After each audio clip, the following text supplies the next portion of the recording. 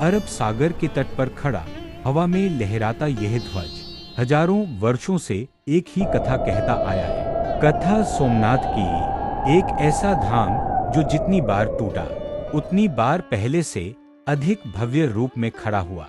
आज मिनट में हम जानेंगे उस मंदिर की कहानी जहां आस्था का प्रवाह समुद्र की लहरों जितना अनंत है। और सोमनाथ की कहानी स्वर्गलोक से शुरू होती है।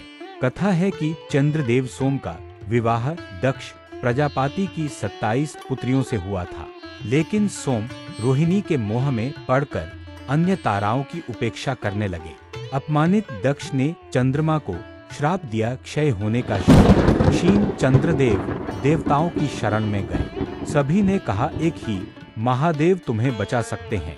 चंद्रदेव इस तट पर आए, कठोर तप किया और शिव प्रसन्न हुए। शिव ने उनके श्राप को पूरी तरह हटाया नहीं, बल्कि उसे नियंत्रित कर दिया। तुम घटोगे भी और बढ़ोगे भी।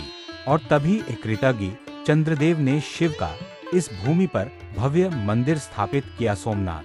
यही कारण है कि यह शिव के 12 ज्योतिर्लिंगों में प्रथम माना जाता है। और सोमनाथ केवल एक तीर्थ ही नहीं था, समुद्र मार्ग से आने वाले व्यापार का भी प्रमुख केंद्र था। व्यापारी दूर देशों से यहाँ आकर शिव को प्रणाम करते थे। ऐतिहासिक ग्रंथों में वर्णन मिलता है कि कभी सोमनाथ का गर्भगृह सोने, चांदी और रत्नों से जड़ा हुआ था। बड़ी बड़ी राजवंशियां इसे अपने राज्य का आध्यात्मिक केंद्र मानती थी। यात्रियों के वृत्तांत बताते हैं कि मंदिर की घंटियों की ध्वनि और समुद्र की लहरें मानो एक दूसरे से संवाद करती थी। इस मंदिर का वैभव जितना अद्भुत था, उस पर मंडराते संकट उतने ही बड़े थे। और सोमनाथ का साहसिक अध्याय यहीं से शुरू होता है। 11वीं सदी में महमूद गजनी ने आक्रमण किया। कहते हैं उसने मंदिर को तोड़कर अपार धन लूटा और गर्भगृह को ध्वस्त कर दिया। लेकिन सोमनाथ का इतिहास एक प्रतिज्ञा का इतिहास है। प्रतिज्ञा पुनर्जन्म की। राजपूतों ने मंदिर को फिर से खड़ा किया। फिर दिल्ली सल्तनत के समय यह फिर गिराया गया। फिर पुनर्निर्माण हुआ, फिर ध्वंस, फिर निर्माण। 12वीं सदी से लेकर 18वीं सदी तक। मेरे धाम को मिटाना मानव के हाथों में नहीं।